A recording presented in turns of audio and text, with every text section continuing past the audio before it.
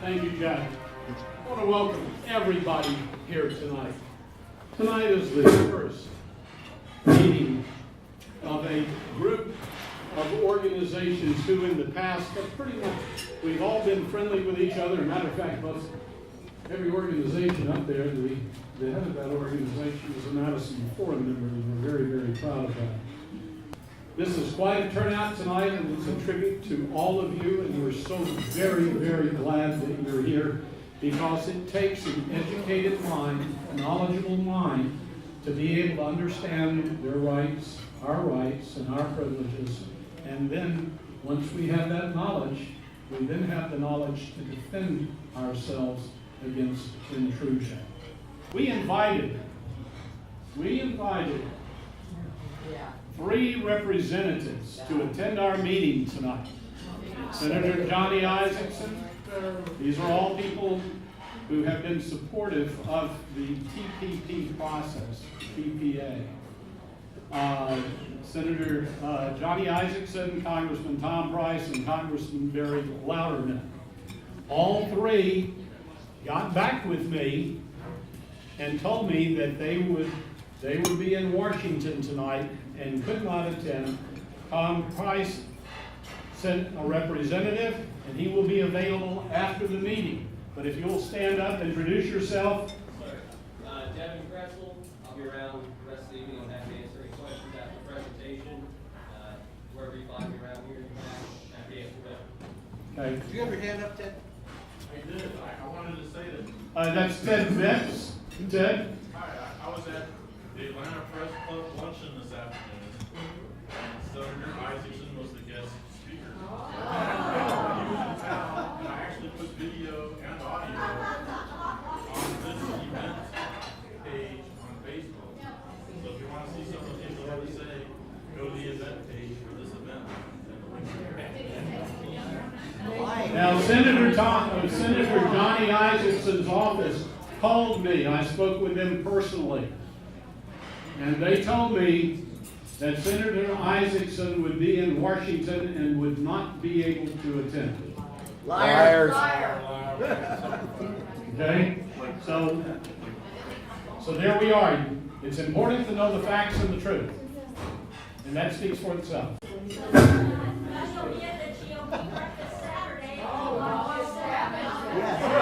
Jan, stand up and say that so everybody can say it slowly. If you would like to see Johnny Isakson, he is the speaker Saturday at the GOP breakfast in Cobb County.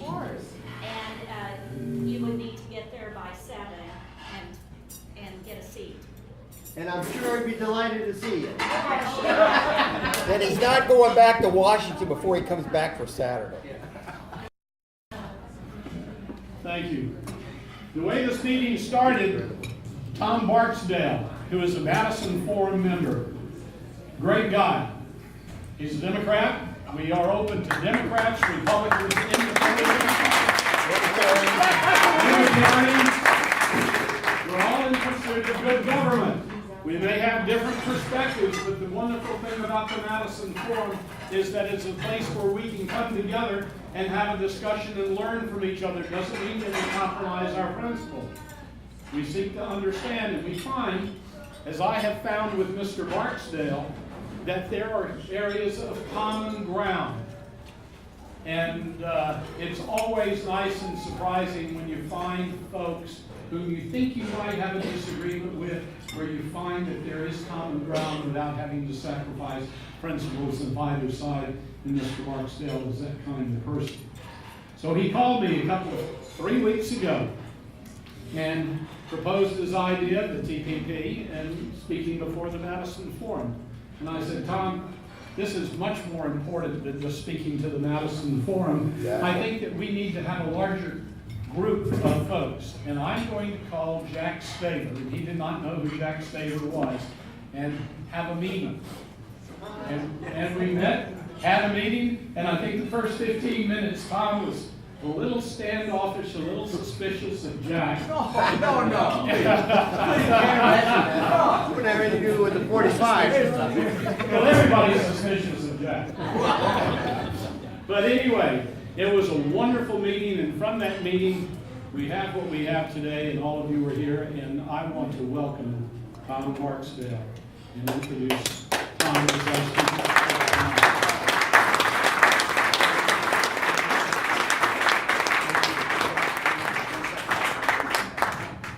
What Mr. Barksdale has requested is if you have questions, let me tell you how this is gonna work. Please write them down. I'm not gonna collect the cards so I can selectively read what I think we want somebody to answer. We're not gonna Delphi this. If you have a question, just write it down so we don't interrupt him. After that, if we can get everybody who has a question, we'll do our very best, unless they throw us out of here, to answer all the questions. But I just want to give him the courtesy for the speaker. It's much easier for him than trying to interrupt his train of thought. So that's what I want to say. Jack, point out who the microphone is for. Well, yeah, these microphones were for the three non-existent people that were here. So, I mean, we set this up, this was all done in hoping that somebody would be there, but the way things have gone lately, we're just the little folks here, so don't worry about it. How are we gonna, okay. Well, I will try to do my best in meeting, speak the microphone and the slides. We didn't have a chance to do a run through, but I think we'll get there eventually. Again, I'm very glad to be here. I just want to very briefly second what Michael said. You know, he and I, we get along, you know, we meet and we have differences and we know we're going to talk and there will be matters of agreement. And we always say we will agree to disagree, and then we will go home and we will do it civilly and we will come back again and do it again. We don't have to get angry. We don't have to consider each other, you know, practically, some lowlife or something in order to discuss politics. And I hope that is a spirit we can have on up, but I won't believe that. Okay, we're here to talk about the TPP. My theme tonight was, of course, or is, the TPP a threat to United States sovereignty? I wanted to focus on that aspect of it, but let's get it. What is a TPP? Trans-Pacific Partnership. It's the largest free trade agreement ever made. These are the 12 countries that have signed on to it. It's obviously, that's quite a conglomeration of countries. I think we could safely say most of them are actually thriving economies. I suppose maybe I take it Malaysia and then Vietnam may be somewhere in there is still considered somewhat more developing. But that's a very robust number of countries that have signed on to this agreement. Some people refer to it as NAFTA on steroids. I don't think that's a compliment. I think it's sentiment that whatever was wrong with NAFTA or NAFTA has not accomplished, most likely, TPP is going to accomplish, but with even greater effect, for better or worse. What are the goals of it, of course? Well, it's quite simple. More economic prosperity, jobs for all, counterweight to, and very importantly, of course, to those who are signing on to it and supporting it, it's a counterweight to China's growing economic clout in the Pacific. There's a few details about the timing of it. The way things are now, of course, the agreement became public back in October, November, after about 5 years of secret negotiations. So Congress has had it, the public has had it. The way things are now, we were all awaiting for President Obama to actually sign the agreement. Only when he formally signs on to it will it go to the United States Congress. And it was just announced today that the 12 heads of state of the countries that have signed on to TPP will be meeting in New Zealand on February 4th to sign the agreement. So that would mean that as of that point, President Obama can send it on to Congress. It doesn't mean he has to. It's still somewhat according to his schedule, I presume, as to when it actually gets there. And once it goes to Congress, they have 90 days to consider it. And I hope you all realize that the provisions that have been agreed to already is a yes or no proposition. The TPP must be either approved in its entirety or it must be rejected in its entirety. There are no compromises, no wordsmithing, no changing it. It's yes or no when it gets to Congress. I think probably most of us are going to decide, are going to know in that case given that choice, which one it's going to be. I will note that that seemed to be the schedule originally, February 4th signing, maybe then goes on the currency. Senator McConnell said to the media back in, I think last month, that he had told the White House he did not think it ought to be sent to Congress next year at all. He suggested they wait at least until after the election, and he said he even suggested that they should wait until President Obama left office. Now, I presume there are negotiations going on between the President and Congress to deal with that, and I don't really know what they are at the moment. But that's where we are. So far, those who, this is a very broad swath of the American political spectrum have come out against TPP. These, I think, are some of the main names. That doesn't mean to be an exhaustive bunch, but pretty representative.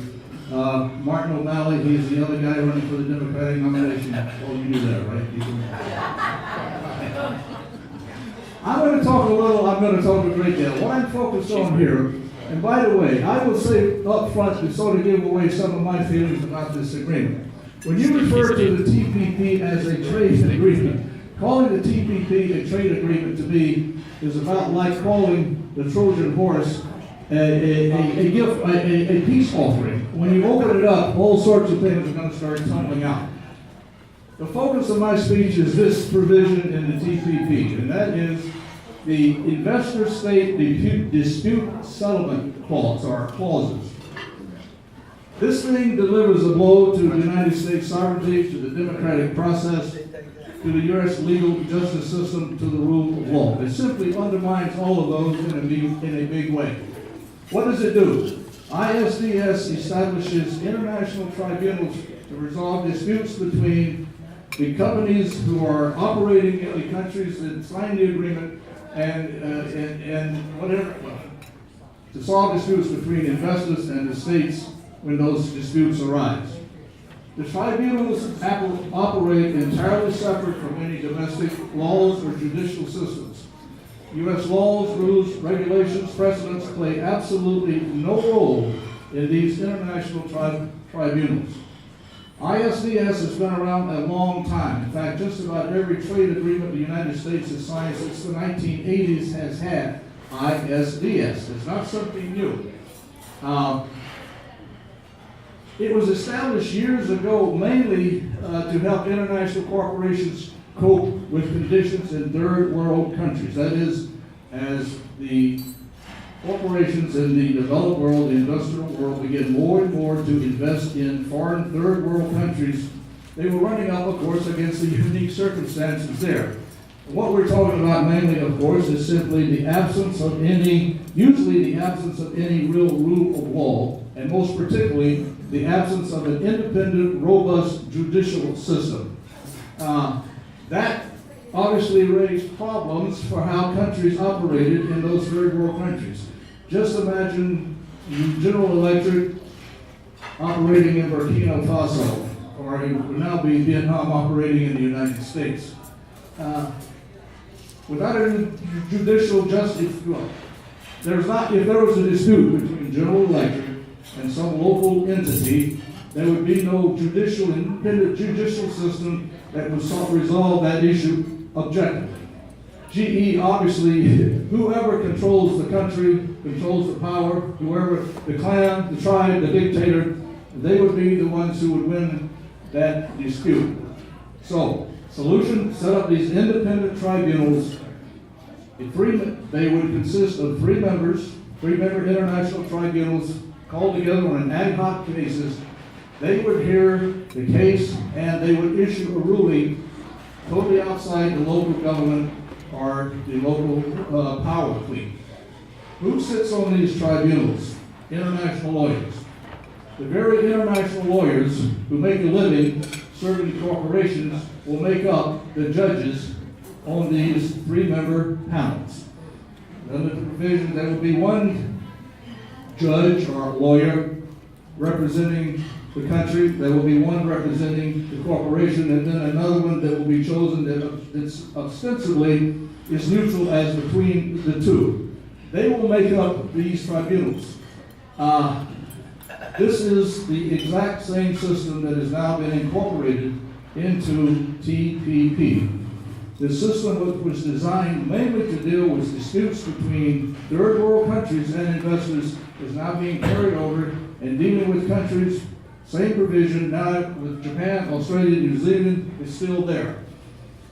A corporation can initiate this hearing on a very simple claim, and that is that its profits, its bottom line is being harmed by something that the state or a government is doing.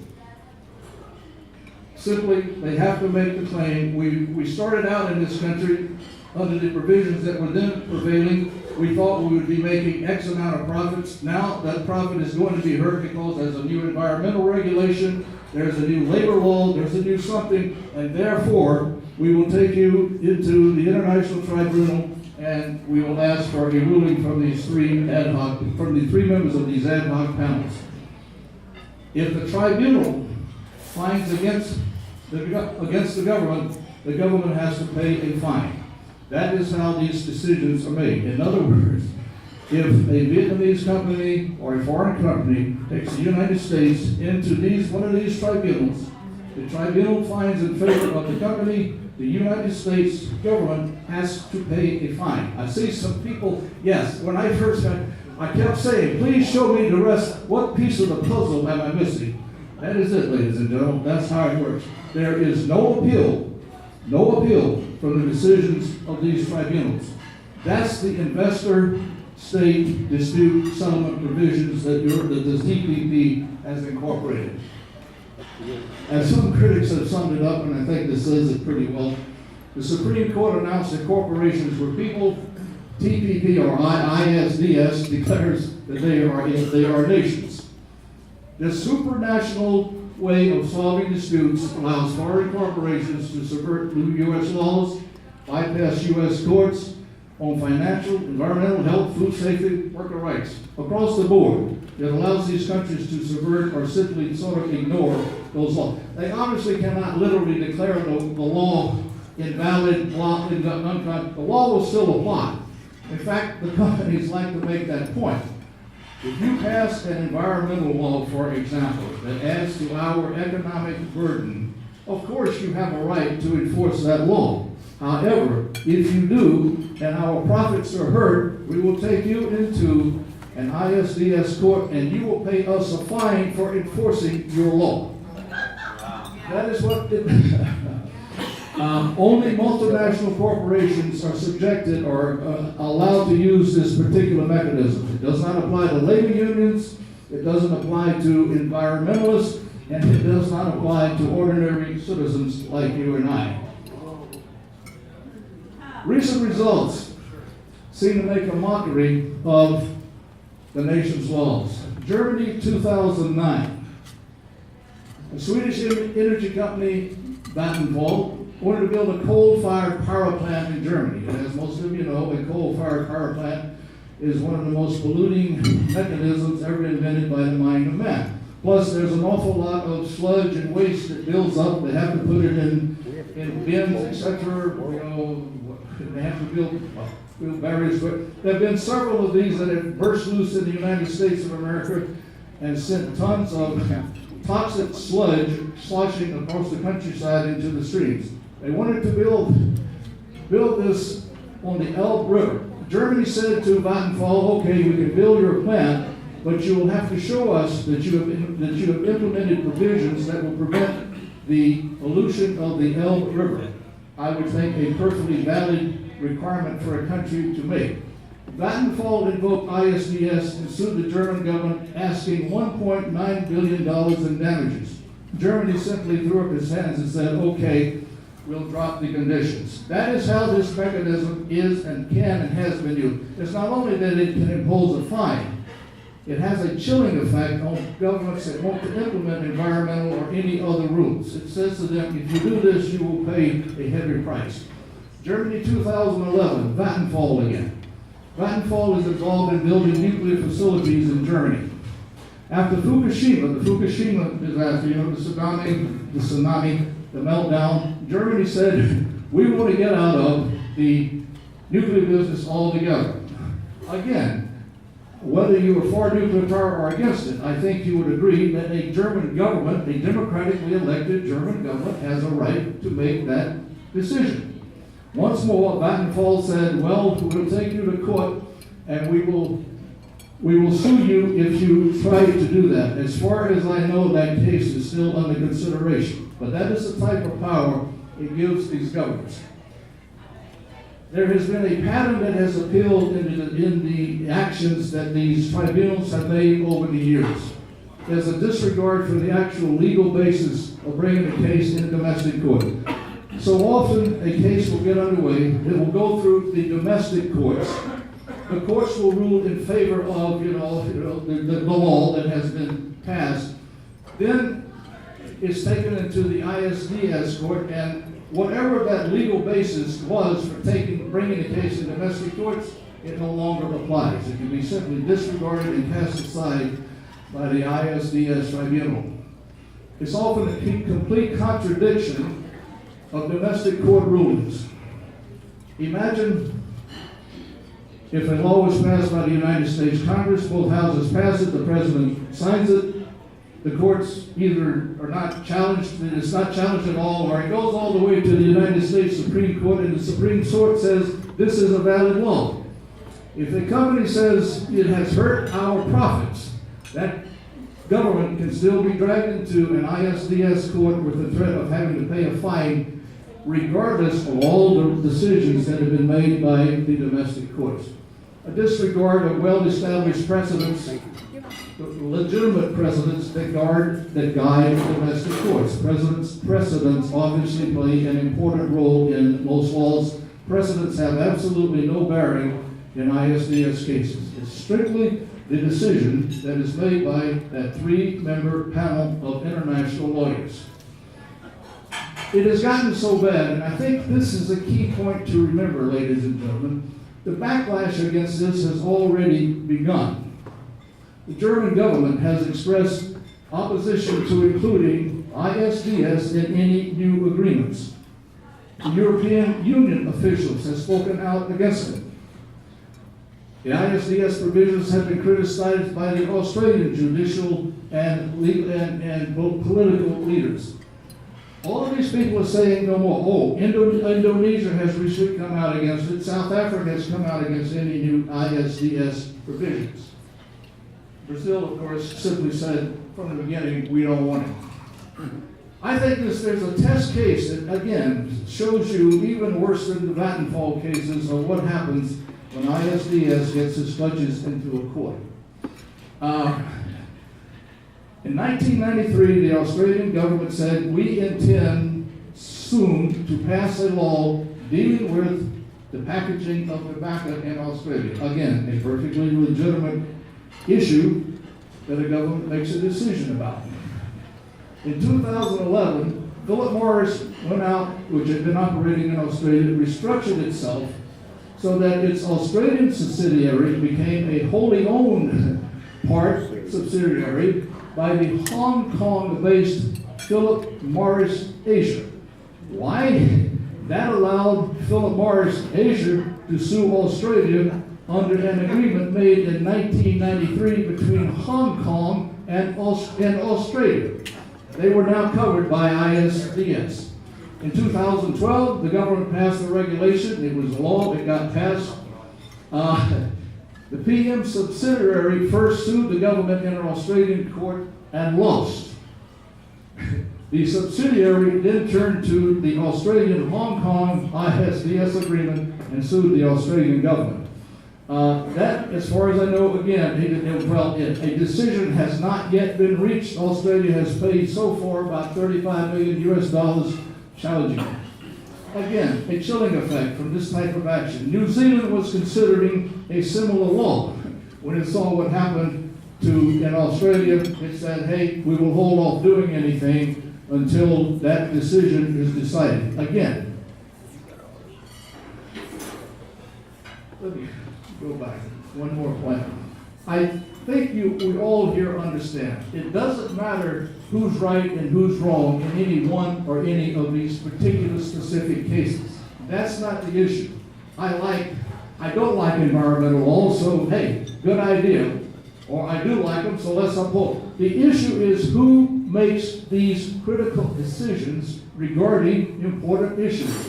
Is it a duly elected government, a parliament, a prime minister, or is it three arbitrarily chosen international lawyers making decisions which are going to decide the policy of countries? That is what has been involved, or is involved in ISDS. My question early on in regard to ISDS was simply this. Why ISDS to begin with? And the Cato Institute, they looked at this and I think they summed it up quite well. ISDS is not even essential to the task of free and trade. So why burden the effort by carrying needless baggage? That was the Cato Institute's judgment about ISDS as a whole. There is nothing about a trade agreement, a trade pact, free trade, that requires ISDS. It's simply this fossil-like carryover from a bygone era in which companies were getting involved in third world countries and needed something like this. It's not needed to deal with relations with Japan, New Zealand, Singapore, Malaysia, etc., etc. Again, it's not who gains or loses from specific cases, but who makes the decision. Now, those who favor TPP will make the argument, and it's true, that the United States has lost few cases under existing agreements. My friends, that to me is a totally phony argument. Again, the history of ISDS is mainly industrial countries' relations with third world countries. Obviously, they're not that, under the Central American Trade Agreement, I doubt if there are very many companies in Guatemala, Honduras, Nicaragua operating in the United States that could take the United States into an ISDS court to begin with. The situation was already changing even before TPP came along. The number of ISDS cases have exploded in recent years. 1959, 2002, fewer than 100 claims worthwhile all those years. In 2012 alone, 58 cases. What's surprising about that? More and more international corporations operating abroad, more and more international trade, economic activity. There simply is bound to be more of these cases brought. And they're likely to continue to grow as more multinational corporations are headquartered abroad. Now, imagine, however, what a trade pact involving 12 mostly fully developed countries is going to expand almost exponentially the number of corporations with access to ISDS. The number that I hear is 9,000. Yes, 9,000. Not so much now 9,000. When you count the subsidiaries of foreign countries operating in the United States under these provisions, you come up with about 9,000 new companies who are going to be able to invoke ISDS against the United States of America. People, think about that. I've seen a figure recently, there must be there are about 1,500 of those in Georgia alone. These are my quotes. I sort of threw it up there simply to give somebody, if you want to throw mud at it with my speech or whatever, here's some good quotes I urge you to, I don't urge you, I don't urge that you can do. You can make the pro-TP case all you want to on a strictly basis of it somehow promotes economic development and prosperity, if you believe it. To me, it does not outweigh the damage the ISDS provisions inflict on democracy, transparency, and the rule of law. Again, the idea that the United States Congress can pass a law, the president can approve it, the courts say it's perfectly all right, and still it can be overruled or subverted by 3 judges on these international panels. I think that is simply not how democracies do business. And remember, as you listen to all of this, it was Congress itself who set the rule that this is going to be an up or down, yes or no vote. Again, I have no problem whatsoever in saying this particular agreement needs to be almost dead on arrival. That is universal ISDS, okay? That's what ISDS means and has meant. Now, let's begin zeroing in on a little more for what TPP does. The TPP broadens and extends ISDS into areas that it has not gone before, it has not applied before.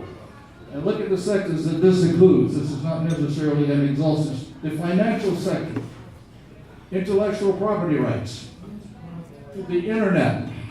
In all of these areas, by the way, so far as I've been able to looking at what we know about what went into making the agreement, again, they were secret, but I don't think any foreign country actually pressed the United States. It was the United States that has led the charge to make this expansion of ISDS. Again, why did we do that at a time when even a goodly number of our European partners are saying we don't want ISDS anymore? You would think the writing was on the wall and the trend is underway. It's on the way out. At this particular point in time, the United States has signed an international trade agreement that enhances the coverage. I think when we do begin to ask questions of our elected officials, that will be a particular question you might want to pose to them. Why, sir? Why this expansion of ISDS at this particular point in time? Financial services. By the way, this is the tip of the iceberg. We could sit here and have a seminar for the entire week on any one of these areas. It grants foreign firms broad new rights to challenge U.S. financial regulations, financial regulatory policies, and ISDS tribunals. They now will have rights that were not granted to them by any previous U.S. trade pact. That means that the United States, the TPP, would empower some of the world's largest financial firms to launch ISDS claims against United States financial purposes. And some of the regulatory measures that Congress has adopted in an attempt to prevent another 2008 meltdown are including the very ones that can be undermined by TPP. Again, you might want to ask your congressmen and senators about that fact when you begin having a chance to question them. Just to give you some idea, when I say new corporations will be able to challenge the U.S. under this work, let me include what the Mitsubishi U.S. These are banks: ANC Bank, National Australian Bank, Bank of Tokyo, Sumitomo, Royal Bank of Canada, Toronto Dominion. They all now could become banks that must be free to become too big to fail. Yeah. I think we got it.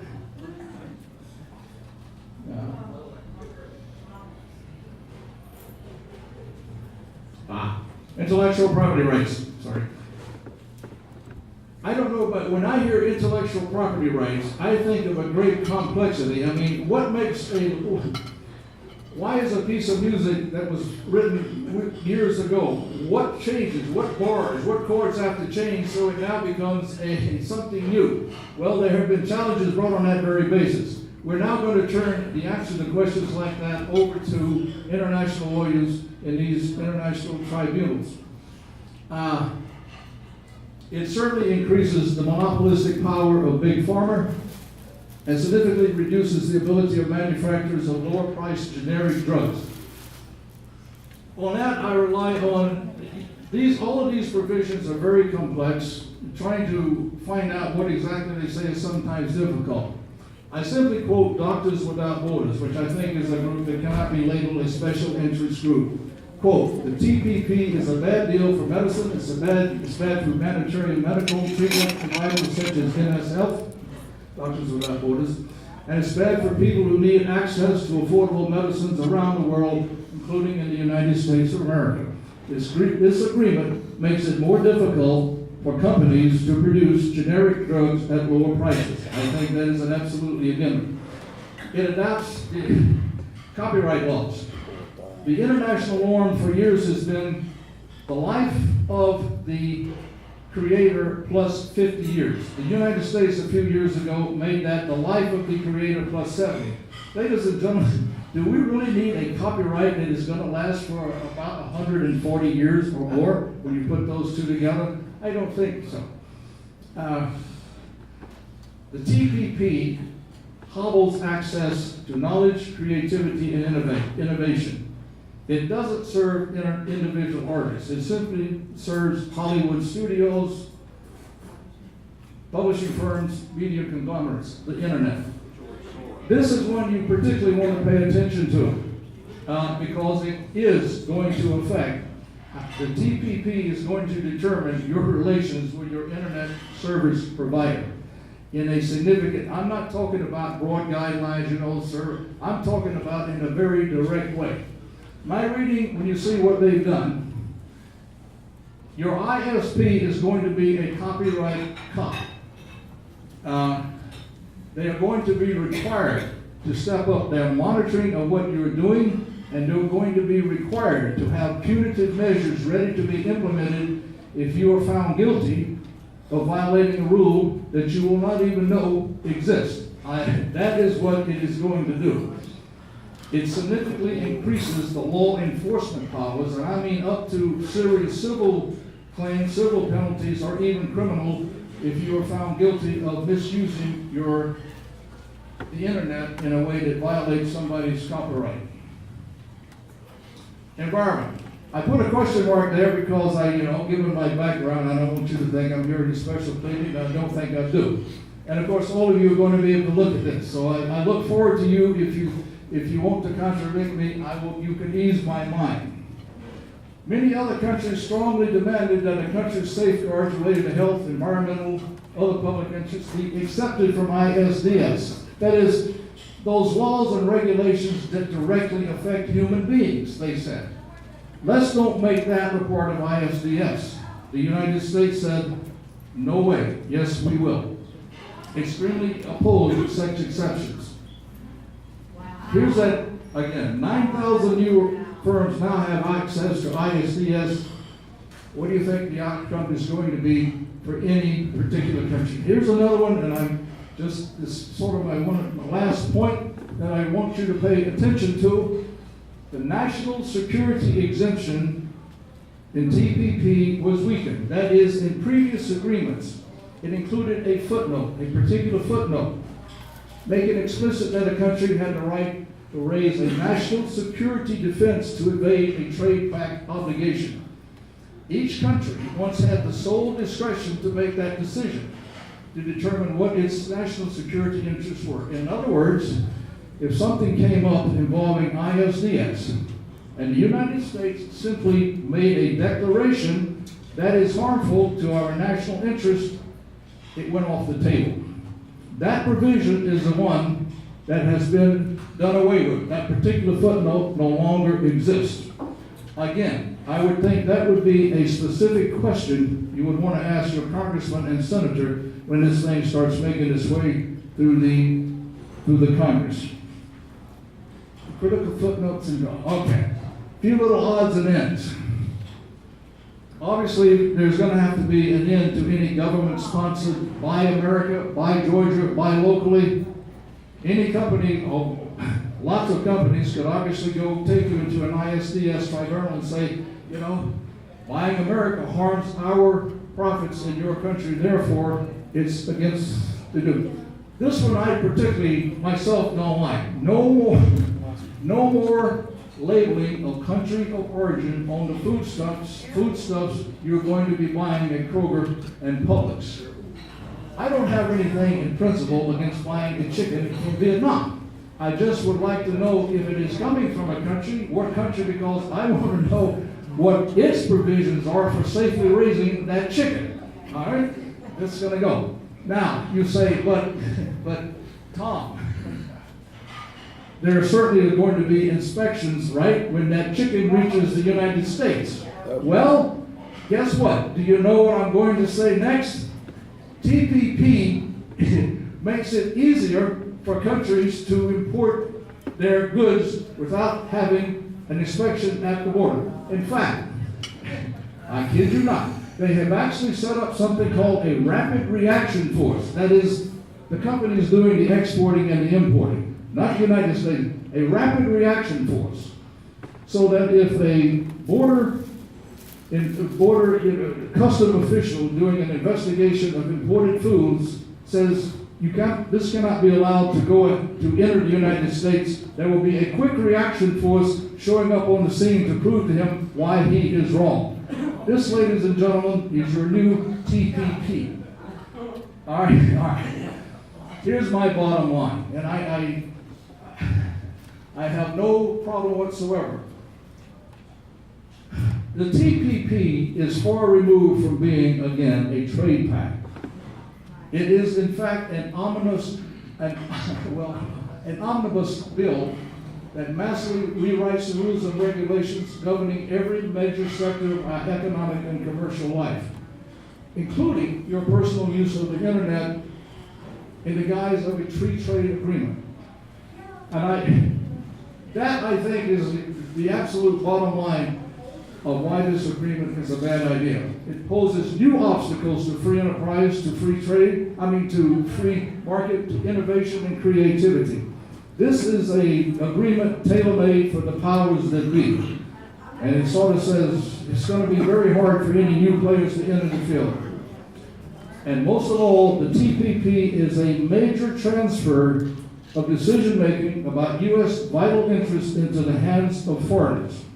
I just have sort of one suggestion to all of you in this room. It is going to someday go before Congress. I would urge every one of you to pick 2 or 3 of the provisions of the TPP that particularly grab you. Environmental issues, food safety, drug crisis. Pick 2 or 3 of them. Worker safety.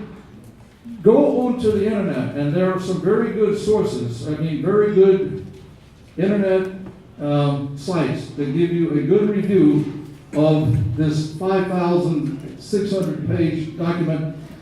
Find out what the actual provisions are under TPP, and when you do that, write a letter to your congressman and your senator and say, "Dear sir, here is what my reading of the TPP says to me. This is what the TPP says about this issue or these issues. I would like to know, please, what your judgment is and what your opinion is and whether you're going to vote for or against this bill or this provision." And if you get back the usual boilerplate letter, "Dear constituent, thank you very much for your interest. I was very glad to hear from you. And rest assured, I am looking into this issue," I would immediately get on the phone and I would go to my congressman or senator and certainly send them an email and say, "Dear sir, you still have not answered the specific questions I asked you about the specific provisions of TPP. I await your answer."